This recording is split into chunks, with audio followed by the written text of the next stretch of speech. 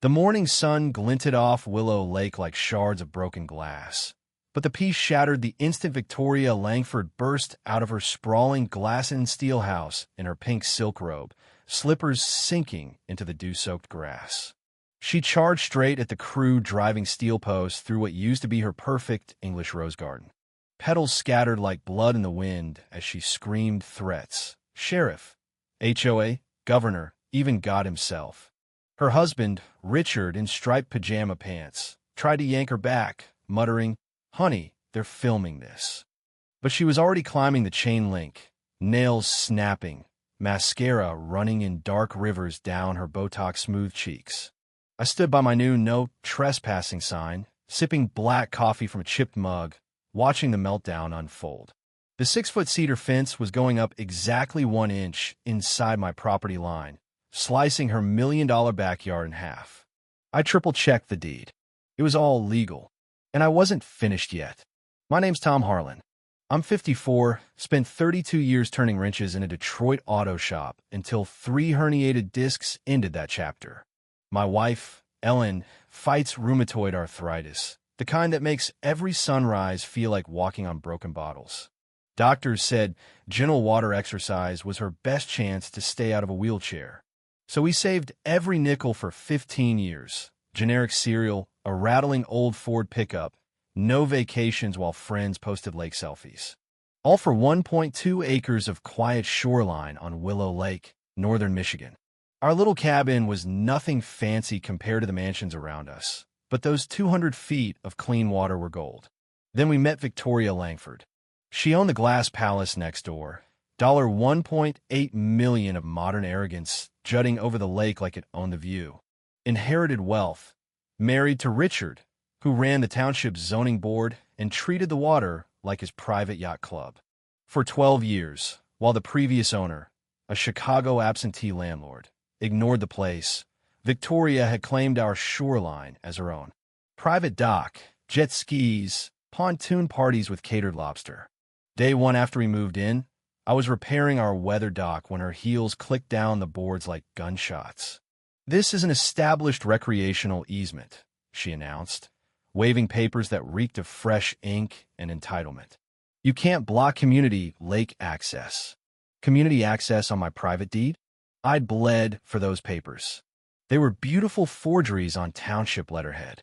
She'd counterfeited government documents to steal what I owned.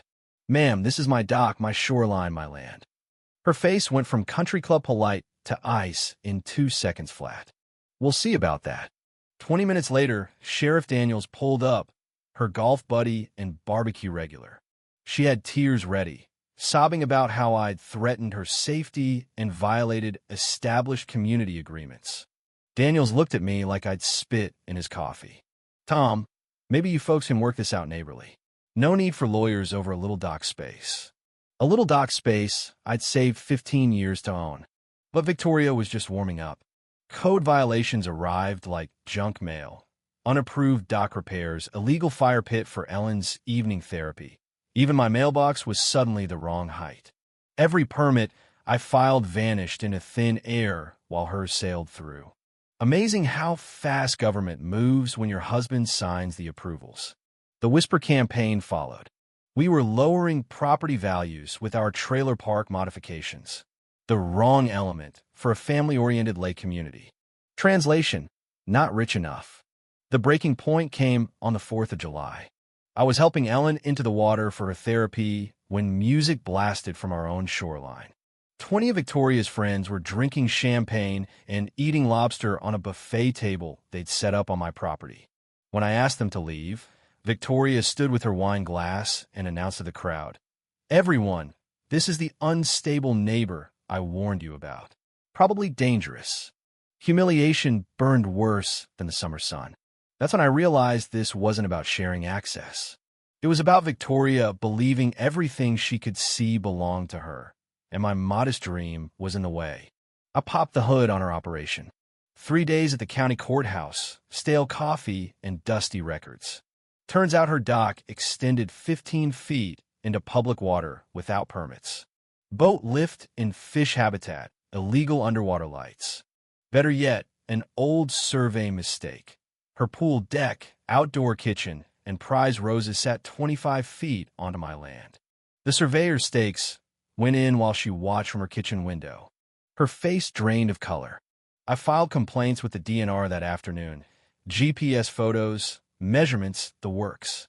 Inspector Hayes, a no-nonsense guy who'd seen too many entitled lakefront owners, wrote violations faster than I could pour coffee. Ma'am, these structures need removal in 30 days or it's $5,000 a day. Victoria tried tears.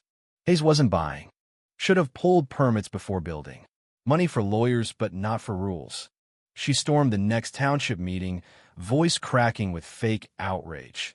This man is harassing longtime residents, destroying our neighborhood character. Irony thick as lake fog.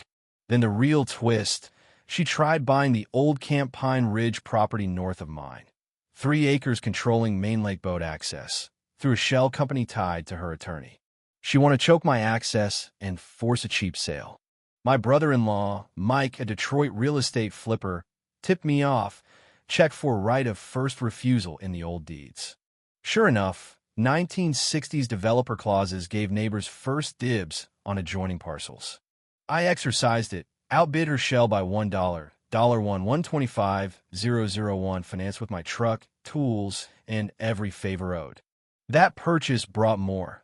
Mineral rights, a commercial fishing lease paying $2,000 monthly, and a recorded easement road running straight through her backyard, blocked for 58 years by her landscaping. Victoria's meltdown hit orbit when the deed hit public records.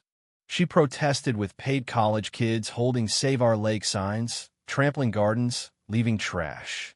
Turned half the neighborhood against her. I announced a 6-foot cedar fence along the true line. It cut her entertainment area in half, blocked her lake view. Post-surveyed, permits bulletproof. Construction day. She came out swinging bolt cutters in a robe, now mud-stained and furious. This is harassment. Discrimination. Then the mask slipped. She screamed about calling immigration on my crew, despite their licenses and citizenship papers visible. Call me white trash, unfit for the neighborhood. The crew filmed it. Video spread through contractor groups. She got blacklisted. Digging post holes exposed her septic drain field 20 feet onto my land. Roses growing fat on illegal runoff. Her attorney called within hours, suddenly eager for amicable settlement. But the big bomb landed in a manila envelope. Bank records, emails. Richard ran a pay-for-play permit scheme. Cash deposits matching fast-track approvals. Victoria stole $75,000 in environmental grants for her illegal dock. Federal wetlands fraud, unreported vacation rental income. My lawyer called it racketeering. The FBI's white-collar unit had been watching Richard for months. They needed ongoing evidence. I gave him the rope. We built a coalition. Lake Environmental Group with years of water quality data showing her lights killing base reproduction. Investigative reporter from Channel 7 who'd smelled the corruption. Honest officials tired of the game. I scheduled a community lake festival the same weekend as Victoria's exclusive gala, open to families, environmental talks, media coverage. She couldn't resist. At 3 a.m., security cameras caught her in Lululemon dumping algae-killing chemicals into the water near my shore, trying to poison the lake and cancel our event. Fish floated belly up by dawn. Hazmat tested, felony charges loomed. Then hired vandals trashed my dock, caught on camera, plates traced. False police report claiming I threatened her with weapons. While the sheriff searched my garage, FBI served warrants on Richard's office and their house. She tried bribing the township supervisor, $50,000 in a briefcase, recorded on wire. Offered more to an inspector who was undercover FBI.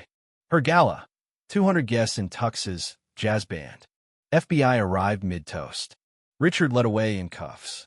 Victoria grabbed the mic. This is political persecution of conservative families. I walked over, held up reports, chemical analysis, bank records, grant theft. She poisoned our lake, bribed officials, stole taxpayer money for crimes she lectures against. She lunged, microphone raised, screaming, dress tearing. Assault on camera, 200 witnesses. Police arrested her while federal agents boxed evidence. Victoria pleaded guilty.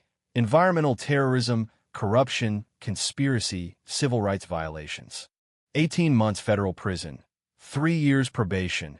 Banned from municipal roles or owning property within 10 miles of Willow Lake. Mansion foreclosed. Legal bills ate the inheritance.